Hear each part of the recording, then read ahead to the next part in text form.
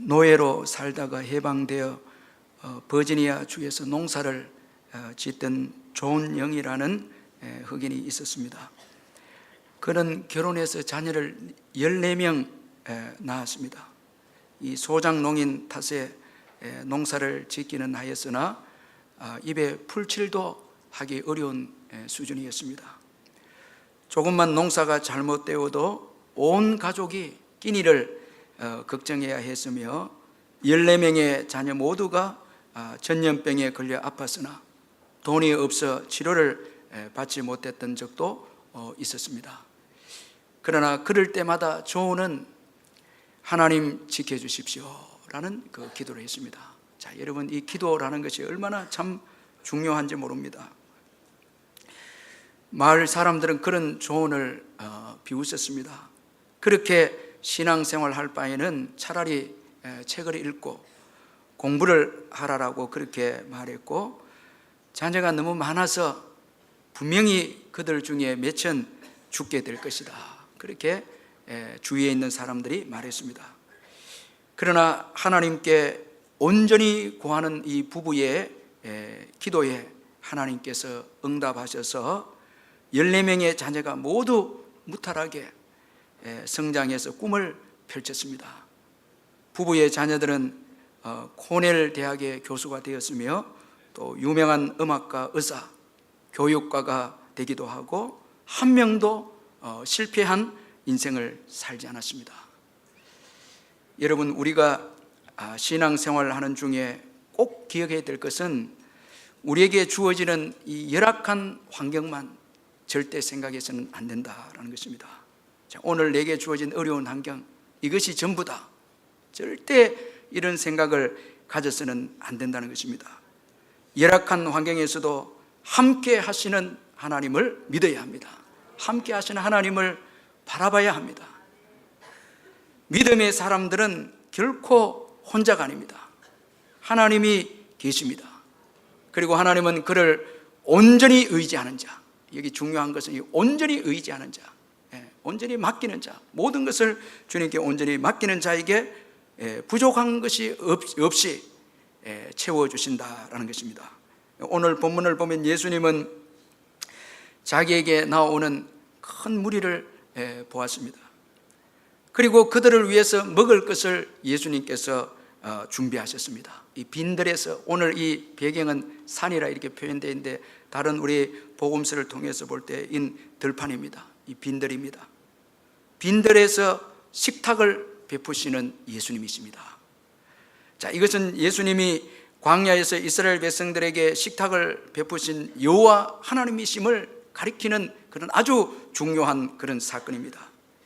이처럼 예수님은 자기에게 나오는 자들의 육의 양식도 책임져 주시는 분이십니다.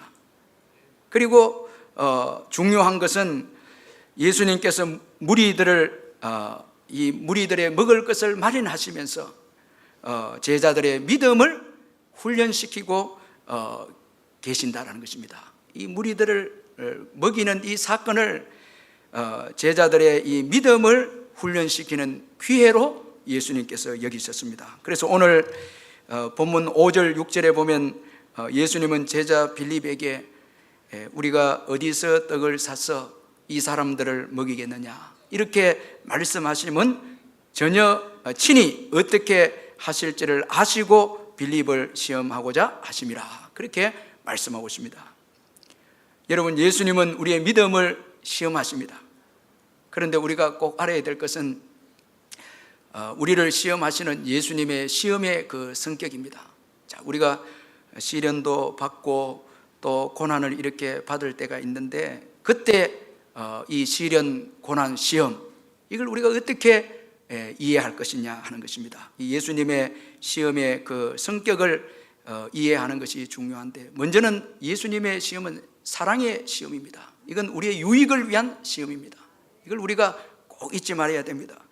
우리를 망가뜨리는 시험이 아니고 우리의 유익을 위해서 시험을 하십니다. 믿음의 사람이 되도록, 아주 순수한 믿음의 사람, 그리고 믿음의 그릇이 성장하도록 그렇게 하시기 위해서 예수님은 시련도 허락하시고 또 의도적으로 시험도 하시고 또 우리에게 어려움도 허용하실 때가 있다라는 것입니다. 그래서 야고보서 1장 2절 4절에 보면 내 형제들아 너희가 여러 가지 시험을 당하거든 온전히 기쁘게 여기라. 이는 너희 믿음의 시련이 인내를 만들어내는 줄 알미라. 인내를 온전히 이루라.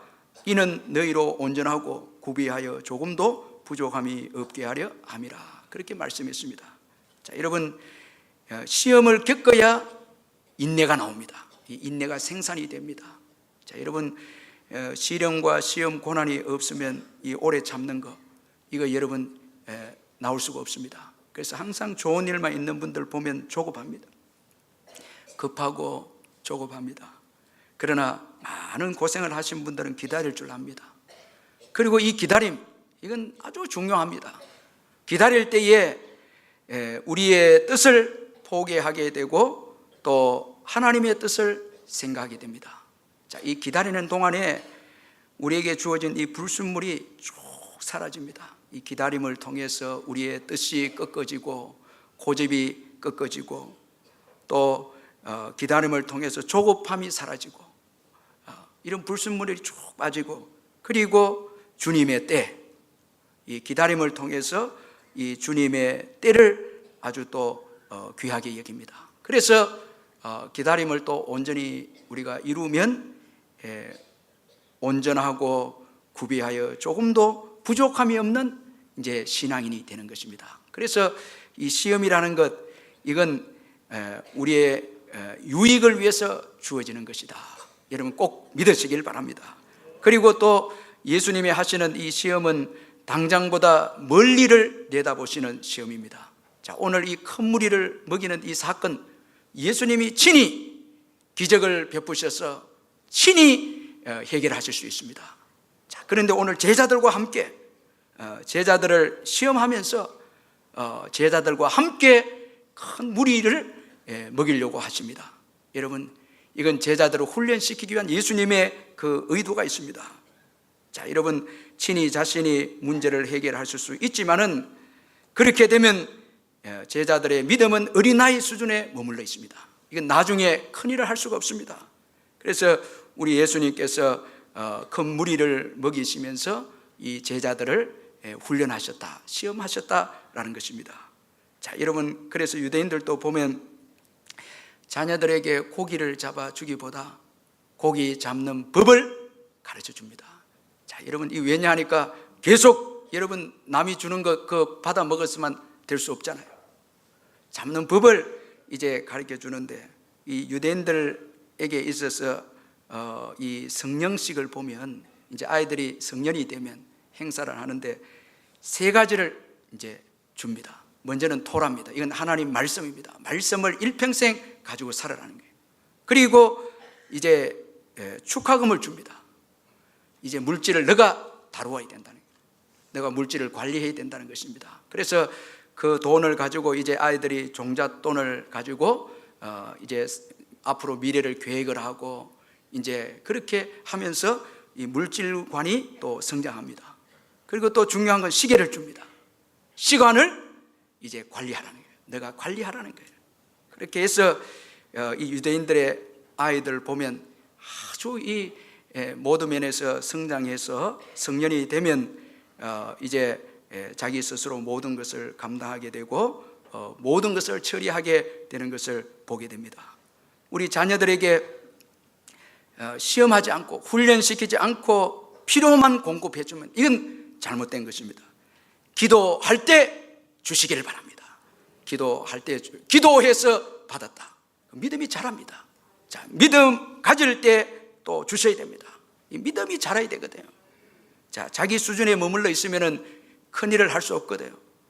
그러나 믿음이 자라면은 장차 큰 일을 할 수가 있습니다. 자, 여러분, 우리 다 그 부모님들 보면 지난날 어려울 때 신앙생활을 했는데 믿음은 자랐거든요. 그러니까 겁이 없습니다. 뭐 어디 가셔도 믿음이 있게 삽니다. 그리고 남을 도와주고 교회를 세우고 또 큰 일을 감당합니다. 그러니 여러분, 믿음이 성장되는 것, 이건 아주 큰 축복입니다. 자녀들을 믿음의 성장에 대해서는 관심이 없고 당장에 필요한 것만 채워주다 보면 이건 나중에 큰일 나는 것입니다. 그래서 믿음을 어릴 때부터 우리 주일학교도 보면 잘하는 것이 아이들에게 자기들이 기도하고 자기들이 이제 믿음으로 행사를 주관할 때 믿음이 자랍니다.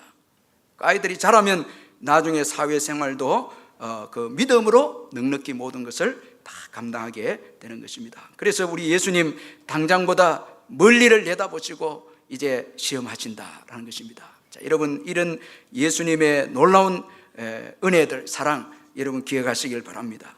또한 예수님의 이 시험, 이 성경은 친히 해결책을 준비하시고 하시는 시험이다라는 것입니다. 6절에 보면 이렇게 말씀하시면 친히 어떻게 하실지를 아시고 빌립을 시험하고자 하심이라.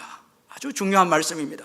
이미 모든 것을 다 아시고 예수님께서 무리들을 먹이실 방법을 다 아시고 빌립을 시험하셨다, 그렇게 말씀하고 있습니다. 자, 여러분, 우리 예수님의 시험은 다 이미 모든 것을 다 준비해 놓고 다 시험을 하셨습니다.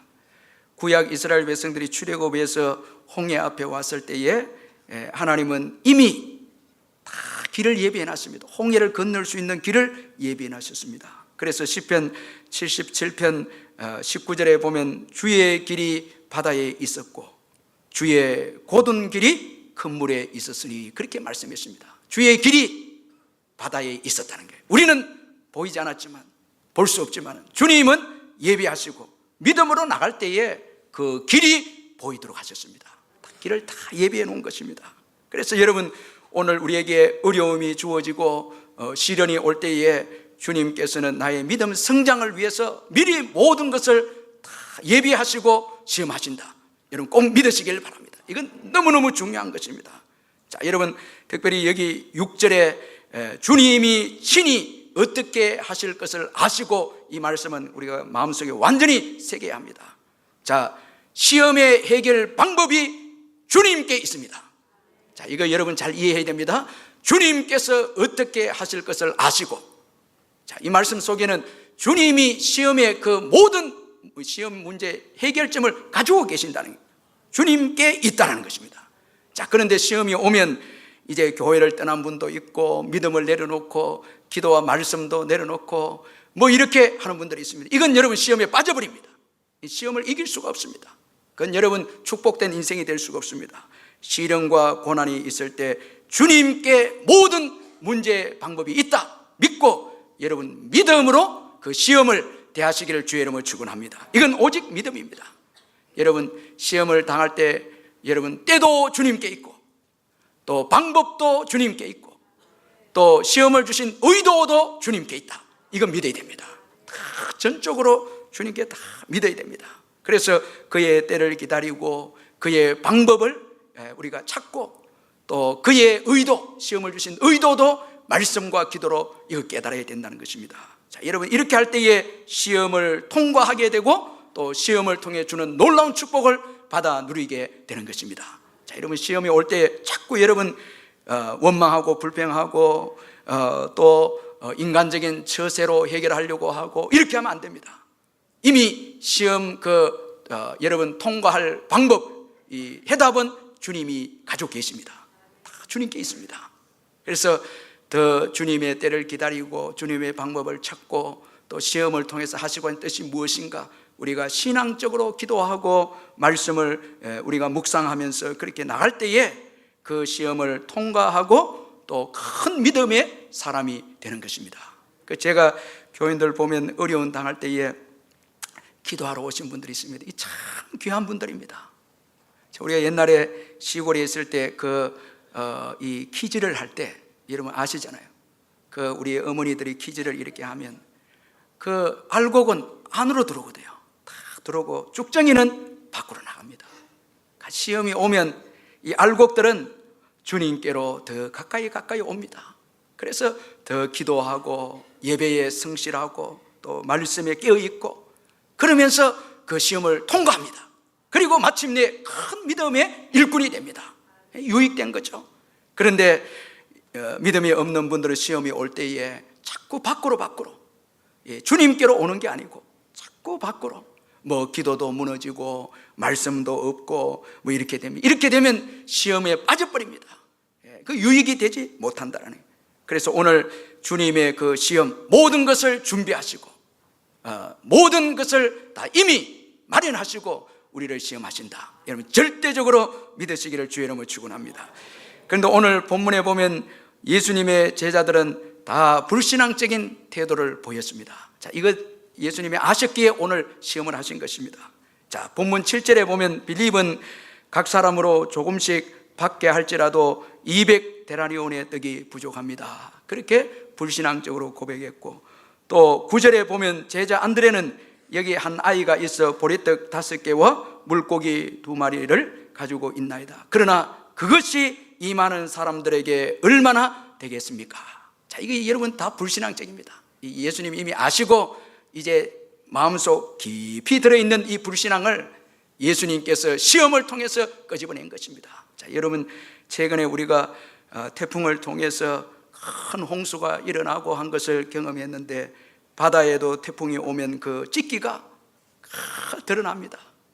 여러분 태화강도 깨끗했는데 이 태풍과 홍수가 오니까 그 밑에 있는 찌기가 쭉 올라왔습니다. 다 올라옵니다. 시험도 여러분 우리를 시험할 때에 저 깊속에 있는 우리의 이 인본적인 신앙, 이게 다 드러납니다. 오늘 예수님 이거 아시고 빌립, 안드레, 이런 빌립을 시험하지 않습니까? 그런데 빌립과 안드레, 예수님의 그 생각대로 그 깊은 속에 이 불신앙이 나오게 되어졌습니다. 자, 그러면 이 빌립, 안드레의 이 불신앙, 어떤 불신앙인가? 그 내용의 불신앙의 내용이 무엇인가? 우리 한번 살펴보면, 먼저는 인간적인 지혜를 전부로 여겼습니다. 자, 빌립이 인간적으로 아주 참 지혜로운 사람이다라는 것을 오늘 본문에서 볼 수가 있습니다. 그래서 그는 많은 사람들에게 돌아갈 이 할당량을 생각했습니다.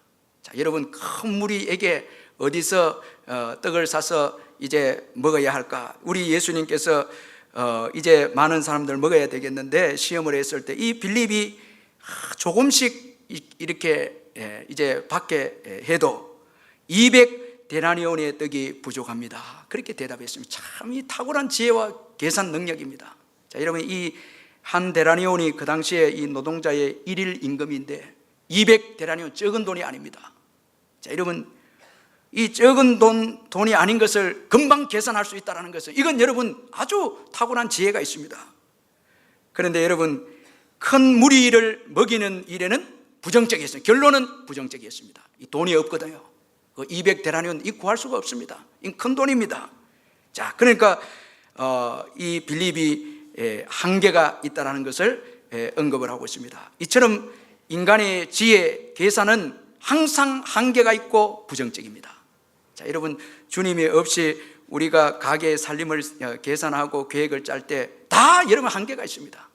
자, 여러분 이 버는 거는 많은데 나가는 거 왜 그리 많은지 쭉 계산을 해보면은 이렇게 계획해서 살아야 되겠다 하는데 결론은 이게 돈이 부족합니다. 이게 부족하거든요. 자, 여러분 이 일을 해결한 이 자원이 한계가 있기 때문에 부족합니다. 해결책이 된다 해도 혜택은 최소한입니다. 여러분 오늘 이 빌립이 보니까 조금씩 받게 해도 이게 다 돌아가잖아요. 오늘 우리가 정부에서 복지를 할 때 조금씩 나눕니다. 그래도 이건 한계가 있는 거예요. 이 인간의 자원, 이건 한계가 있습니다. 아주 지혜롭게 조금씩 이렇게 나누었습니다. 이 인간의 여러분 한계입니다. 우리 예수님께서 기적을 베푸셔서 오늘 본문에 보면 배불렀다. 그들이 배부른 후에 배부름이 있습니다. 또 남았다는 게, 여러분 예수님의 경제는 이건 배부름이 있고 남은 것이 있는데, 사람의 이 경제 계산, 이거는 여러분 한계가, 최소한을 주어도 최소한의 임금, 최소한의 식량, 이건 나누어도 배부름이 없습니다. 자, 이게 여러분 인간의 계산, 이 인간의 지혜, 이게 한계입니다. 아마도 예수님께서 이 빌립은 매사에 좀 계산적이었기에 예수님은 인간의 지혜로는 계산이 안 되는 일들을 예수님께서 아마도 시험하지 않았나, 그렇게 생각해 볼 수 있습니다. 그의 계산을 해도 돈이 부족해서 불가능의 결론에 이르도록 우리 예수님께서 시험하시지 않았나 생각할 수 있습니다. 결국 빌립은 자신의 지혜로는 큰 무리를 먹이는 계산 불가능했습니다. 이 돈이 없거든요. 자원이 없거든요. 자, 여러분, 계산이 안 돼야 됩니다. 자, 여러분, 오늘 우리 신앙생활 계산이 되는 게 문제입니다. 이게.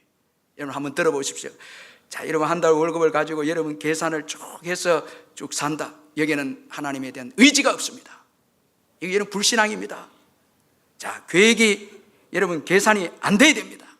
그래야 주님을 얻는 거죠. 자, 여러분, 우리가 그렇다고 해서 믿음은 만용이 아닌데 아무 계산을 세우지 않고 일하는 것 믿음이다, 이건 아닙니다.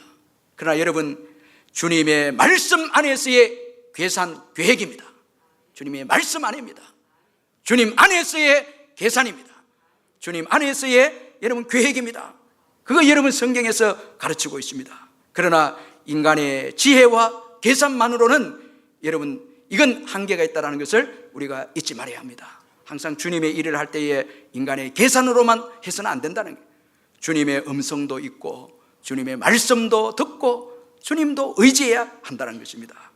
자, 그리고 또 이 제자들의 불신앙은 큰 무리를 예수님보다 크게 보았습니다. 자, 여러분, 오늘 본문에 강조되고 있는 게 큰 무리입니다. 이 큰 무리를 보았고 또 이 많은 사람들, 이걸 지금 언급하고 있는데 빌립과 이 안드레의 불신앙은 큰 무리 때문이었습니다. 그래서 빌립은 큰 무리 때문에 계산이 안 된다. 자, 이건 돈이 안 된다는 거예요. 너무 사람이 많다는 거예요. 그리고 안드레는 9절에 보면 이 많은 사람에게 또 이렇게 언급하고 있습니다. 우리 9절을 한번 읽어보겠습니다. 9절 말씀 한번 읽겠습니다. 시작. 여기 한 아이가 있어 보리떡 5개와 물고기 2마리를 가지고 있나이다. 그러나 그것이 이 많은 사람에게 얼마나 되겠사옵나이까. 자, 여기 강조하고 있는 것은 이 많은 사람, 사람들이 이렇게 많은데 아이가 드린 보리떡 5개와 물고기 2마리는 이거는 아무 도움이 안 된다는 거예요. 이게 안드레의 결론입니다. 자, 너무 여러분 환경을 크게 보았어요. 문제를 크게 보고 큰 무리를 크게 보았습니다. 그러나 예수님은 보지 않았습니다. 자, 여러분, 이게 결정적인 것입니다. 자, 여러분, 오늘 우리가 너무 큰 문제에 자꾸 부딪히다 보면 예수님 보지 않고 그 큰 문제만 보게 됩니다. 자꾸 여러분 어려운 문제에 부딪히면은 그게 전부인 것 같고 그 문제, 큰 무리, 이게 모든 것이 돼버리면 이제 예수님을 보지 못합니다. 이게 여러분, 이게 불행한 것입니다. 그런데 구약에 보면 모세도, 참 믿음이 좋았던 모세도 이런 실수를 저질렀습니다. 하나님께서 광야에서 고기를 이제 먹지 못해서 원망하는 이스라엘 백성들에게 한 달간 고기를 먹게 하겠다, 그렇게 말씀을 했을 때에 모세가 아주 부정적으로 불신앙적으로 말씀했습니다. 민수기 11장 21절 22절에 보면 모세가 이르되 나와 함께 있는 이 백성의 보행자가 60만 명이 온대 주의 말씀이 한 달 동안 고기를 주어 먹게 하겠다 하시오니 그들을 위하여 양떼와 소떼를 잡은들 조카오며 또 바다의 모든 고기를 모은들 조카오리까. 자, 여러분, 이 완전 불신앙입니다. 그때 하나님께서 이 모세의 불신앙에 말씀하시기를 여호와께서 모세에게 이르시되 여호와의 손이 짧으냐 내가 이제 내 말이 내게 응하는 여부를 보리라, 그렇게 했습니다. 그래서 바람을 일게 해서 메추라기를 그 이스라엘의 지경에 넘치도록 채워주셨습니다. 자, 여러분, 하나님의 이 능력, 하나님의 전능하심 바라보시기를 주의 이름으로 축원합니다. 자, 하나님을 바라보지 못하면 소망이 없습니다. 자, 여러분, 우리가 예수님을 바라보고 예수님을 의지하고 큰 믿음을 가지면 문제가 큰 것이 오히려 복입니다. 큰 무리가 오히려 복입니다. 우리가 믿음이 있으면, 예수님을 의지하는 믿음이 있으면 큰 무리는 오히려 복이 됩니다. 자, 여러분, 오늘 본문에 보면 예수님께서 큰 무리를 먹이셨습니다. 자, 예수님의 이 공급하심, 사랑, 예수님의 영향력 많은 사람들에게 미쳤습니다. 자, 여러분, 오늘 우리가 믿음이 크면 예수님의 사랑, 생명, 권능을 더 많은 사람들에게 여러분 나누어 줄 수 있음을 믿으시길 바랍니다. 믿음이 크면 문제가 큰 것이 복입니다. 여러분, 많은 사람들이 복입니다. 오늘 본문에 모든 무리들이 여러분 배부름을 얻고 예수님의 공급하심과 사랑을 경험했습니다. 교회가 믿음이 큰 교회는 많은 사람들에게 영향을 끼칩니다.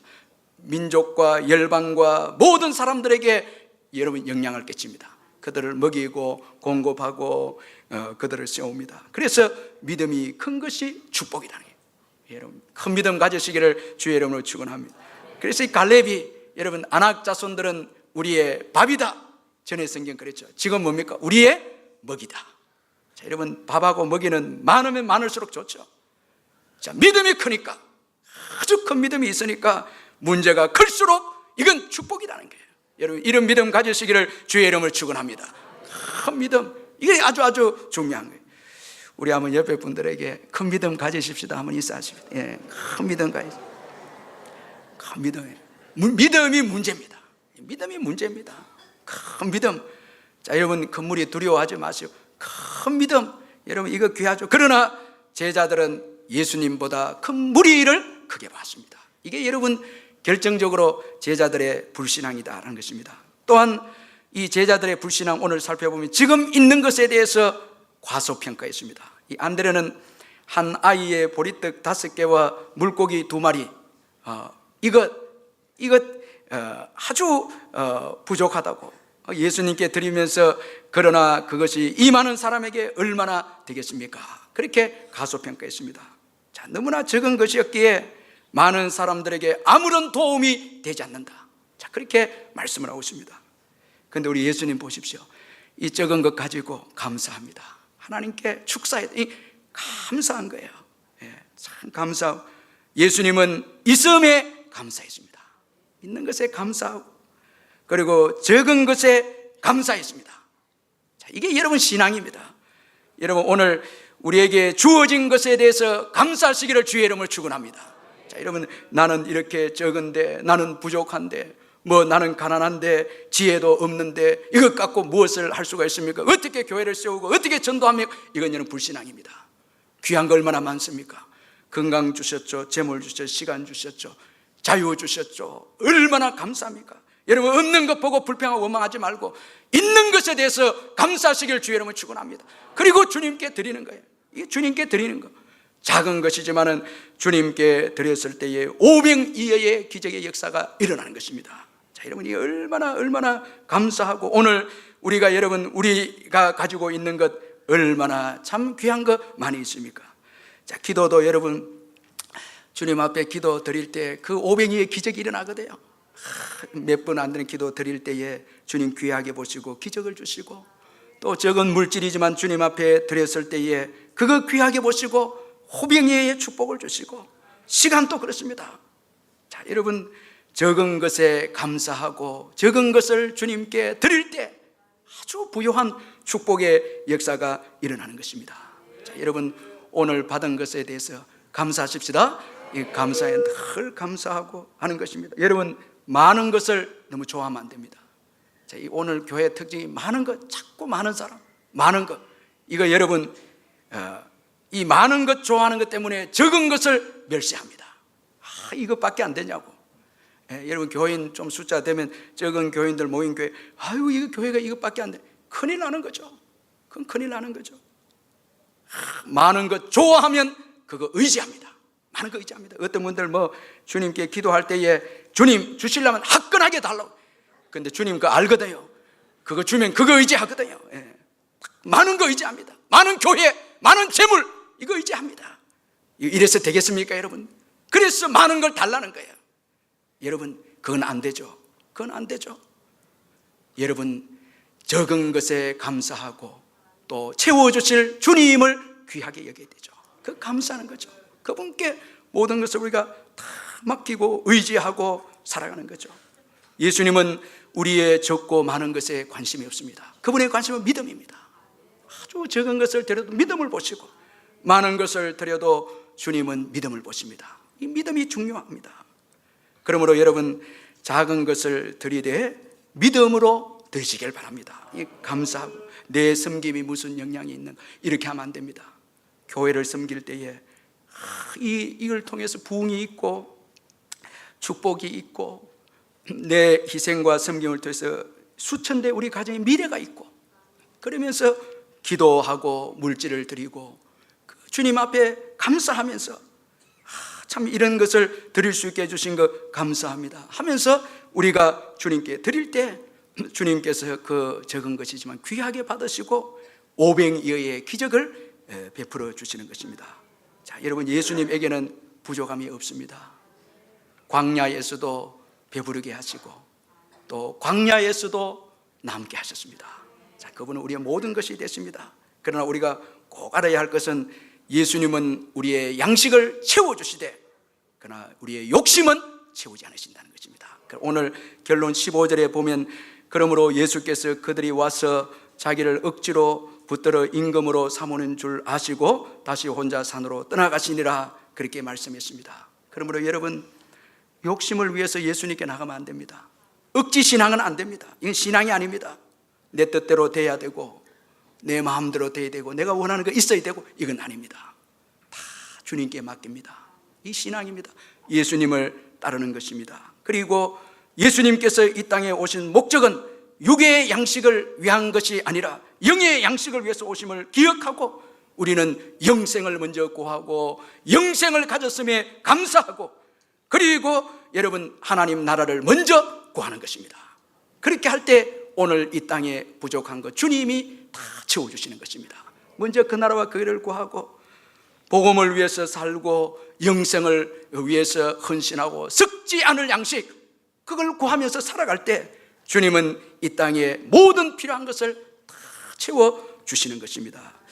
제가 최근에 에스더 권 선교사님의 하늘 정직이라는 그 책을 읽었는데 참 제가 감동을 받았습니다. 이 에스더 권 선교사님은 멕시코에서 그 치과를 하는 남편과 자비랑으로 선교하시는 그 분인데 원래 가족이 6명이었습니다. 이 에스더 권 선교사님 가족이 6명인데 그 책을 보니까 7년 사이에 3명이 자살을 했습니다. 그 사정은 거기에 나오지 않았는데 참 저도 이런 가정이 있나 할 정도로 아주 어려운 가정이었는데 아버지가 자살을 하고 둘째 오빠도 자살을 하고 큰 오빠마저도 한강대교에 신발만 벗어놓고 또 몸을 던져 자살했습니다.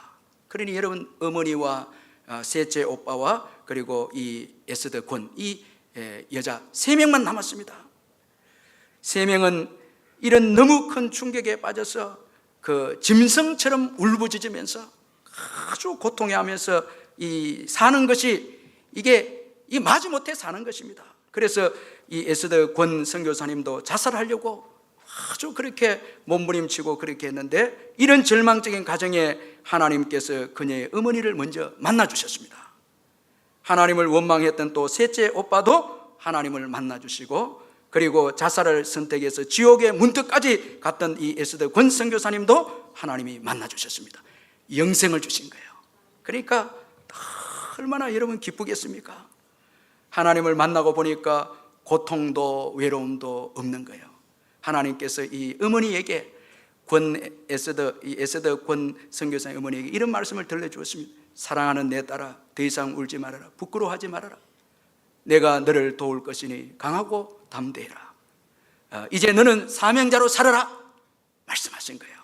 영생을 얻고 보니까 여러분 이거 뭐 먹고 사는 게 이게 문제가 안 되는 거예요. 영생을 얻고 보니까 하나님의 또 음성을 듣고 보니까 너무너무 감사해서 그의 어머니는 주신 말씀대로 소외되고 가난한 사람들을 섬기는 삶을 살겠다. 자, 이렇게 결정하고 집을 그 25평 되는 집을 새 생명의 집이다. 그렇게 이제 내걸고 공동체를 시작했는데 시작된 지 얼마 안 돼 갖고 사람들이 북적거리기 시작했는데 뭐 노숙자도 오고 독거노인, 교도소 출소자들, 장애 치매자들, 귀신 들린 자들 뭐 주로 이런 분들이 전부 다 몰려왔습니다. 그러나 영생 얻었기에 감사함으로 섬깁니다. 식당을 10여 년 하면서 이제 좁은 집에서 먹이고 하면서 쭉 하는데 너무 집이 좁으니까 하나님 나라를 위해서 이렇게 헌신하고 기쁘게 섬기는데 집이 좁으니까 이 사명을 감당할 수 없습니다. 너무 사람들이 많이 오니까. 그러던 중에 하나님의 음성을 또 듣습니다. 내가 나의 나라와 의를 위해 충성하고 있구나. 내가 너에게 새로운 집을 선물할 것이다. 이렇게 말씀했습니다. 듣는 순간 이 에스더 권 선교사의 어머니는 우리 집 앞집을 주려고 하는 모이다. 이런 믿음이 생겼습니다. 그 앞집이 좀 큰 집이었거든요. 그래서 참 조금 우리 어머니들이 도중에 예수 믿으면 또 이 신앙이 뜨겁잖아요. 매일 그 집을 돌면서 대문에는 또 십자가를 그리고 뭐 이렇게 합니다. 이 좀 미신적이지만 그러나 하나님께 은혜를 받고 보니까 확신이 와서 그 집을 이제 하나님이 주신다. 그런데 집 주인은 절대 안 팝니다.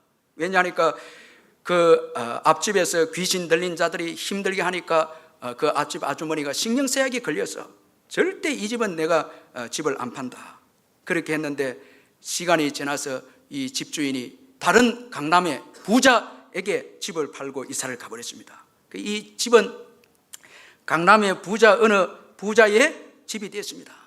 그런데 이제 그 부자는 전세는 이제 들어올 수 있다고 전세로 들어갔습니다. 이 하도 집이 좁으니까 일단 전세로 들어가서 많은 사람들을 좀 돌보자 해서 그 집에 전세를 들어갔는데, 그런데 얼마 시간이 지난 후에 어느 날 그 새로 집을 산 강남의 부자 그 집주인이 찾아와서 현재의 시세보다 아주 상 가격으로 집을 팔 때니까 집을 사라는 거예요. 이건 뭐 아주 이 충격적인 그런 이야기였습니다. 그러면서 주인 그 아주머니가 이렇게 말을 했습니다. 요즘 내가 부동산 투자를 여기저기에 하는 바람에 자금줄이 꽉 막혀버렸습니다. 그래서 어떤 집을 팔까 고민하다가 이 집을 팔기로 결정했습니다.